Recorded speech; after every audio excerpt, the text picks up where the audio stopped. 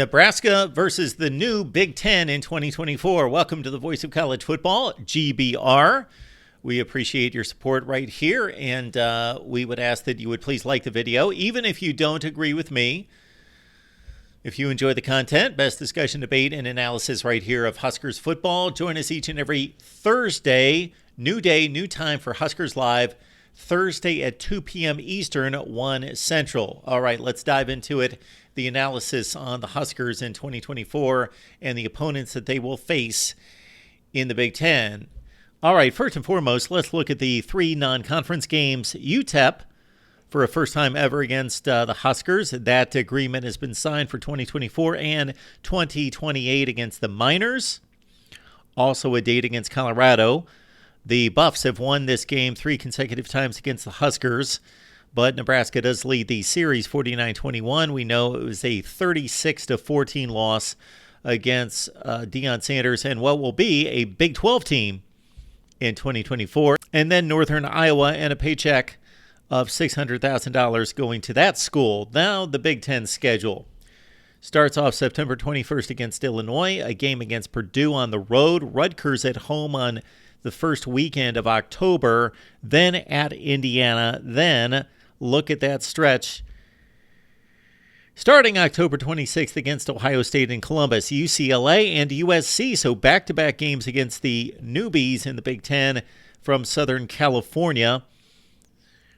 Those games are going to be separated by a bye week, so a second bye week because of the Week 0 game played against UTEP.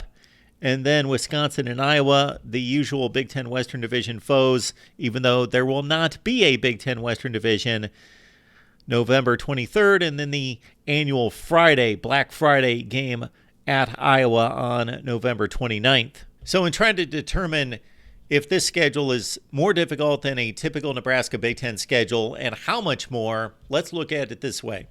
Right now, Nebraska and all the teams in the Big Ten Western Division play each other, of course. That's 6 games on their schedule. The other 3 conference games come from the Big Ten East. Well, let's look at the 2024 schedule, considering that Nebraska will no longer play 6 games against current Western Division teams. There are 4 games against current Western Division teams. Iowa, that's, of course, a protected rivalry. Then you got Wisconsin, Illinois, and Purdue. There is no Northwestern, no Minnesota on the schedule. Those 2 games have basically been supplanted by USC and UCLA. So there's the difference on the schedule right now. No Northwestern, no Minnesota, USC, UCLA instead.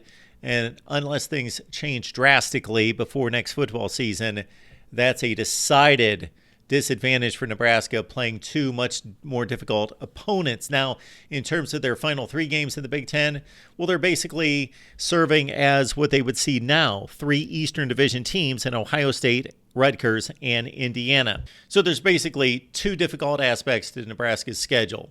One would be you're replacing Northwestern and Minnesota with USC and UCLA. The other would be the final stretch drive. The difficult games are not spread out. This schedule is extremely backloaded, beginning with the end of October, traveling to Ohio State, and then after that, UCLA, USC, Wisconsin, and Iowa. Nebraska better get those wins early in the season to get that record padded, both overall and in the Big Ten. As Nebraska, you would think, will win at least 2 of the 3 non-conference games, and then they've got a toss-up game, as it would appear right now, against Colorado. Your thoughts about Nebraska's new schedule in the Big Ten in 2024? Let us know, out of the 2 new teams to the Big Ten that Nebraska will play in 24, USC and UCLA, 1 home, 1 road, which game do you look forward to most, USC or UCLA, and what do you think overall about the schedule? Leave those comments down in the comments section below. And again, join us for Huskers Live, new day and time, Thursday at 1 Central Time, right here at the Voice of College Football, GBR.